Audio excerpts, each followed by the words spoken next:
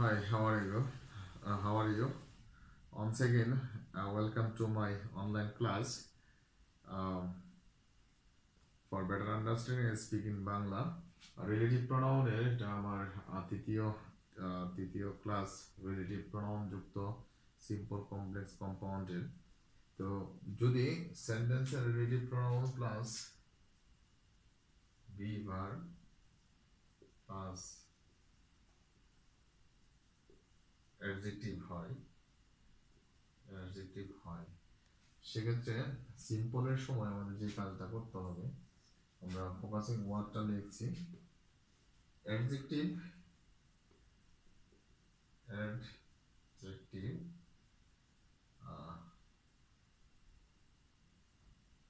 Relative প্রোনাউনের adjective relative pronoun এর relative প্রোনাউনের সাবজেক্ট এর সাবজেক্টের রিলেটিভ প্রোনাউনের সাবজেক্ট বা রিলেটিভ প্রোনাউন এর পূর্বের ক্লিয়ার হবে এর রিলেটিভ প্রোনাউন এর পূর্বের নাউন এর পূর্বে বসাবে বা বসিয়ে পূর্বে বসিয়ে সিম্পল করা যায়। এখানে কমপ্লেক্স সেন্টেন্স যেটা হবে একটি স্বাধীন ক্লজ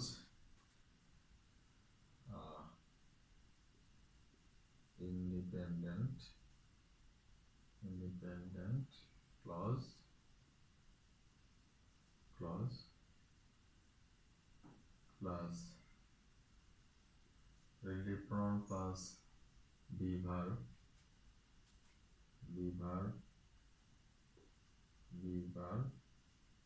প্লাস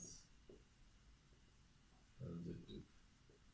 তো কমপ্লেক্স সেন্টেন্সে দেখা যাবে যে ইন্ডিপেন্ডেন্ট ক্লজ মানে হচ্ছে স্বাধীন ক্লজের রিলেটিভ ক্লজটা বা রিলেটিভ প্রোনাউন যুক্ত যে ক্লজটা থাকবে, এই ক্লজটা সাবজেক্টকেও মডিফাই করতে পারে এবং কিংবা অবজেক্টকেও মডিফাই করতে পারে।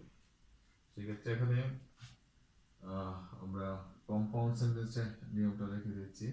রিলেটিভ প্রোনাউনের জায়গায় আমরা এখানে এন দিয়ে দিব, তারপর সাবজেক্ট দিব রিলেটিভ প্রোনাউন যাকে নির্দেশ করছে ওটা অনুযায়ী সাবজেক্ট দিব plus be verb plus adjective. তো এই অংশটা সেন্টেন্সের শুরুতেও হতে পারে কিংবা সেন্টেন্সের শেষও হতে পারে, সেন্টেন্সের প্যাটার্ন অনুযায়ী এটা ডিপেন্ড করবে। তো সবটা একটু টেবিলটা একটু ভালোভাবে একটু চোখ বলিয়ে নাও। Relative pronoun plus be verb plus adjective যদি হয় সেক্ষেত্রে সিম্পল করার সময় অ্যাডজেক্টিভ রিলেটিভ প্রোনাউন এর পূর্বের নাউনের পূর্বে বসিয়ে সিম্পল করা যায়। আমরা এক্সাম্পলে গেলে সেটা ক্লিয়ার হয়ে যাবে। ইন্ডিপেন্ডেন্ট ক্লজ থাকবে, ইন্ডিপেন্ডেন্ট ক্লজের সাথে relative pronoun plus be verb. এটা হয় ইন্ডিপেন্ডেন্ট ক্লজের সাবজেক্টের মধ্যে হতে পারে কিংবা অবজেক্টের মধ্যে হতে পারে। ঠিক একইভাবে এখানে কম্পাউন্ড সেন্টেন্স আমরা যখন করব, রিলেটিভ প্রোনাউনটা ইন্ডিপেন্ডেন্ট ক্লজের যে জায়গায় থাকুক ওই জায়গা থেকে রিলেটিভ ক্লজটাকে আলাদা করে হয় সেন্টেন্সের শুরুতে কিংবা সেন্টেন্সের শেষে। আমরা একটা এক্সাম্পলে যাচ্ছি।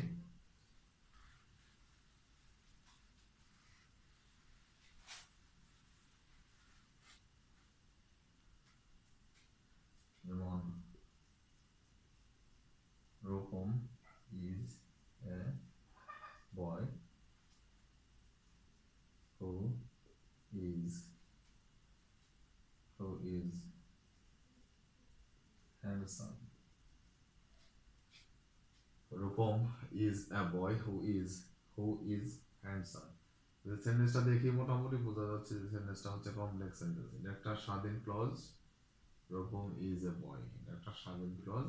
এই স্বাধীন ক্লজের শেষে এই বয়কে এই হো দ্বারা মডিফাই করে, অর্থাৎ হো বয়কে মডিফাই করছে, মডিফাই মানে বিশেষায়িত করা, বিশেষায়িত করছে, এবং হু ইজ হ্যান্ডসাম এটা আলাদা আরেকটা সেন্টেন্স হয়েছে। এটা হচ্ছে রিলেটিভ প্রণয়নযুক্ত প্রণয়নযুক্ত ক্লজটা আমরা বলবো। এখানে হু রিলেটিভ প্রনাউন, ইজ হচ্ছে একটা বি ভার্ব, তারপর একটা শব্দ।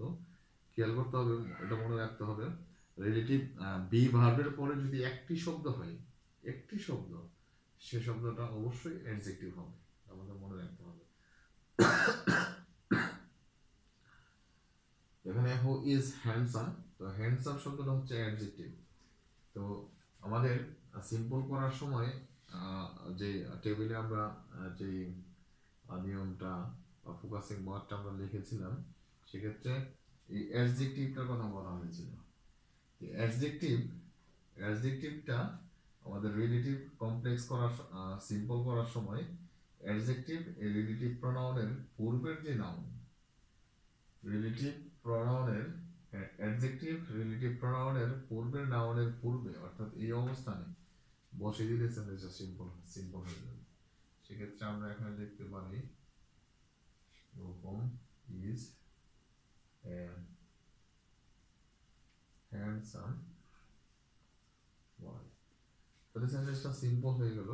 তো ঠিক একইভাবে এই সিম্পল সেন্টেন্সটাকে আমরা যখন কমপ্লেক্স করতে চাইবো, সেক্ষেত্রে এই অ্যাডজেক্টিভটা, কারণ এখানে অন্যভাবে কমপ্লেক্স করা যাচ্ছে না, এখানে এই শব্দটাকে আমরা যদি এই টোটাল সেন্টেন্স থেকে আলাদা করে ফেলি, আলাদা করে এখানে হু বয় হচ্ছে কি ব্যক্তি, ব্যক্তির পরিবর্তে হু হয়, তাহলে এখানে আমরা হু বসিয়ে এখানে এই টেন্স অনুযায়ী ভার্ব, এখানে যে টেন্স আছে ওই টেন্স অনুযায়ী এখানে আমরা যদি একটা বি ভার্ব দেই এবং বি ভার্বের পরে এ এর যে লিখে যদি এই সেন্টেন্সটা আবারও সিম্পল হয়ে যাবে। তো আমরা কম্পাউন্ড সেন্টেন্স করতে গেলে যদি কমপ্লেক্স থেকে যদি করি, সেক্ষেত্রে ভেরি ইজি হয়ে যাবে। হবে Rupam is a boy, relative প্রনাউনের জায়গায় আমরা এন্ড দিয়ে দিতে পারি, এন্ড এই এখানে সাবজেক্ট দিতে হবে, তাহলে রিলেটিভ প্রনাউনের পূর্বে প্রনাউন কি বয়, বয়ের রিলেটিভ প্রনাউনের পূর্বের শব্দটি হচ্ছে কি বয়, বয়ের প্রনাউন হচ্ছে কি হি, টেন্স এখানে ইজ আছে, টেন্স অনুযায়ী ইজ, অর্থাৎ আগের সেন্টেন্সগুলোতে আমরা দেখেছি ইজ হ্যান্ডসাম অ্যান্ড সান, তাহলে রূপম